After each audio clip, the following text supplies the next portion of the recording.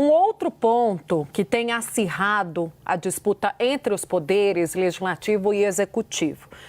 é o pagamento das emendas impositivas. São aquelas de pagamento obrigatório que já deveriam estar com esses parlamentares para eles distribuírem para as bases e até agora não. Há uma justificativa, Luísa Martins, do governo, sobre o atraso na aprovação do orçamento deste ano. Houve uma promessa da ministra Gleisi Hoffmann, depois de conversa com as lideranças e com o presidente das casas, de que ia acelerar e já a partir agora do fim de semana ia começar a distribuir esse dinheiro. A Larissa, eu vou buscar aqui, trouxe uma informação importante, já está no site, no blog dela, Larissa Rodrigues, falando de 500 milhões em emendas que já teriam começado a serem pagas depois dessas reclamações e da iminência da derrubada do decreto do governo. Conta, Lu, mas não esquece de falar para a gente também do que está previsto lá com o Flávio Dino, que é outro ponto de desconforto, as reclamações que o Dino tem feito, ponderações sobre o pagamento das emendas de saúde, tem até audiência pública. Os deputados não gostaram nada, estão dizendo como assim agora o Supremo vai fazer audiência pública para falar de emenda, o que é isso? Conta, Luísa, vou deixar contigo para trazer esse viés do Supremo também. Tá bom, Tainá, boa tarde para você, para o Uribe, todos que estão conosco aqui no Bastidores, uma boa semana para todo mundo. Tainá, é o seguinte, além de todas essas decisões do ministro Flávio Dino, que tem sido bastante rigoroso no monitoramento do cumprimento das medidas de transparência e rastreabilidade, tem outras 3 ações que tramitam no Supremo que questionam, na verdade, a constitucionalidade das emendas impositivas, como é o caso das emendas de bancada e também as emendas PIX, as chamadas, que tem o nome oficial ali das transferências especiais. E foi para essas ações das emendas impositivas que o ministro Flávio Dino decidiu, então, chamar uma audiência pública que vai ser realizada, então, dia 27, então, daqui a alguns dias, no Supremo Tribunal Federal. Durante esse fim de semana, Dino divulgou uma lista, de participantes dessa audiência pública, alguns convidados do próprio gabinete do ministro Flávio Dino e outros ali que também haviam pedido, para participar. E esse vai ser um momento que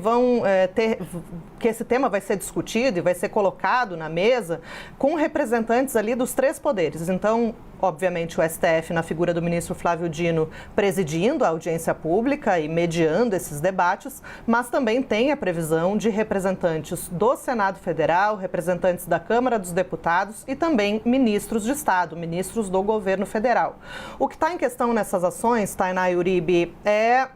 essa a constitucionalidade mesmo, a validade da obrigatoriedade de o governo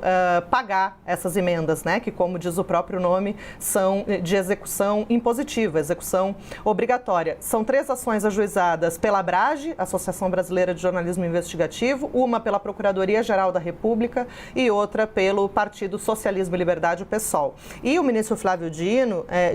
tem dito, e falou isso publicamente, escreveu nos despachos que assinou a respeito dessas ações, que é um tema que se reveste de inegável relevância do ponto de vista social, econômico e jurídico, Então, segundo o ministro indicou nesses despachos, há dúvida sobre em que medida as emendas impositivas, as emendas de execução obrigatória por parte do Executivo, elas violam ou não o princípio da separação dos poderes, por exemplo, na medida em que tornam ali o Executivo obrigado, a fazer o pagamento desses recursos que são recursos obrigatórios, como é o caso, por exemplo, das emendas PIX. Então, essa discussão toda, ela tem um potencial aí, Tainá e Uribe, para acirrar ainda mais essa tensão em torno dos poderes. A gente sabe que as emendas são um instrumento de barganha, um dos principais instrumentos de barganha que o governo tem junto ao Congresso Nacional, especialmente nesse momento de dificuldade para aprovar certas pautas e todos esses contratempos que a gente viu ao longo dos últimos dias em torno do decreto que aumentava a alíquota do IOF e todas as alternativas que foram apresentadas pelo governo para contornar, para compensar